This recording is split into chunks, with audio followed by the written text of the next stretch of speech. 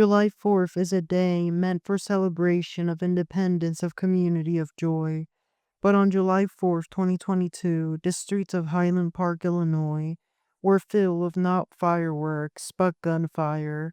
What was meant to be peaceful, family-friendly, turned into a sight of horror. And behind that horror stood a name now synonymous with the tragedy, Robert Eugene Crimo III.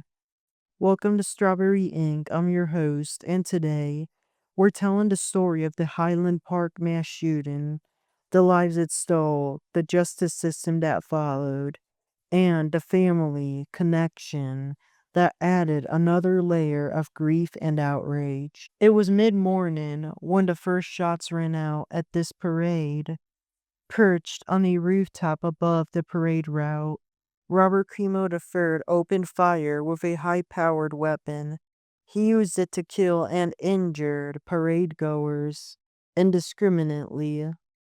Families, elders, kids. 7 people were killed at the scene. 64-year-old Catherine Goldstein, whose mother had passed away just days earlier, and she was preparing for the burial and funeral.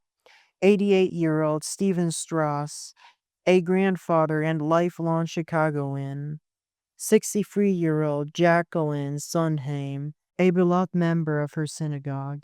78-year-old Nicholas Toledo Zaragoza, who had only come to see the parade of his family. Irina and Kevin McCarthy, a young couple who died shielding their toddler. The toddler survived, but he was found wandering alone beneath the bodies of his parents. 69-year-old Eduardo Uvaldo passed away the next day after being treated at the Evanston Hospital. In total, 48 were wounded.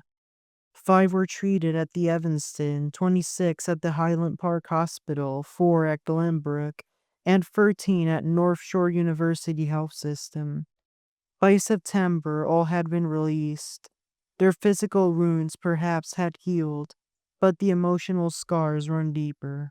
America's birthday is not as patriotic for them as they thought it was before this. Crimo was tracked down hours after the shooting, before the fireworks show started. Law enforcement located him in a silver Honda Fit and surrounded him. He afterwards gave up and surrendered peacefully and was taken into custody without further violence. He was held at the Highland Park police station, where he confessed to the attack. After spending most of the night there, he was booked into the Lake County Jail and charged with 7 counts of first-degree murder. At his first court appearance on July 6, 2022, he appeared via Zoom before Lake County Judge Fyodor Pudge-Konjak. The judge denied him bail. Initially, Crimo was represented by high-profile Chicago attorney Tom Durkin, who later stepped down due to conflict of interest. His defense taken over by public defender Gregory Tixay.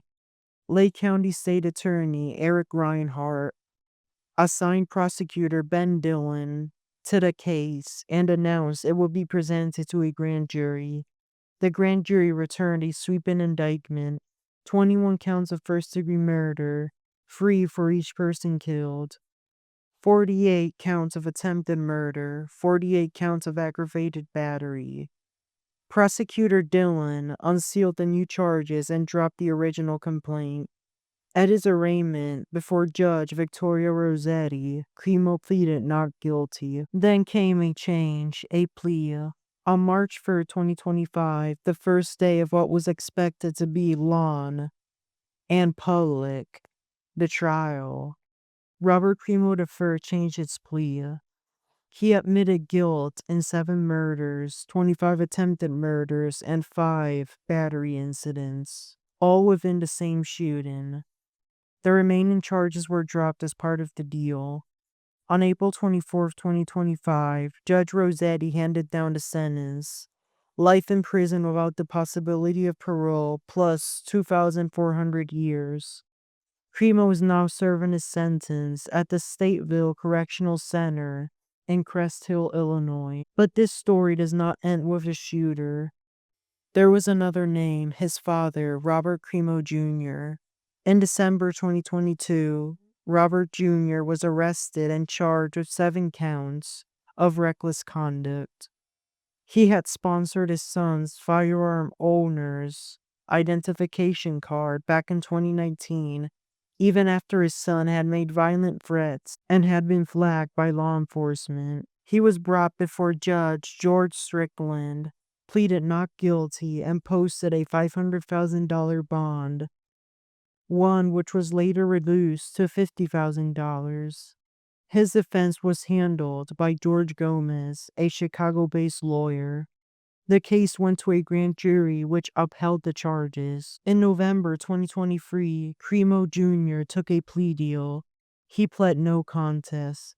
Judge Strickland sentenced him to 60 days in jail, 2 years of probation, and 100 hours of community service. He reported to the Lake County Jail on November 15th that year, but he served just 27 days, as he was released early for good behavior. His community service and probation were completed by the end of 2024. Still pending today is a civil lawsuit filed by victims' families. It targets Smith & Wesson, the manufacturer of the weapon used, along with Bud's Gun Shop, Red Dot Arms, and Robert Crimo Jr. The funerals were many and heavy. Catherine Goldstein and her mother had a private visitation and cremation on July 14th at the Mitzvah Memorial in Northbrook. Stephen Strauss's service took place on July 8th at the Jewish Reconstructionist Congregation in Evanston.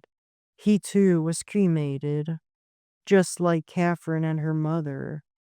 Their families changed their minds and chose to not have them be buried. Jackie's son Hein was memorialized at the North Shore Congregation Israel in Glencoe. Nicholas Toledo Zaragoza's mass was held at the Emmanuel Baptist Church in Waukegan before his body was returned to Mexico, where he was from. There he was buried at the cemetery of Mexico City.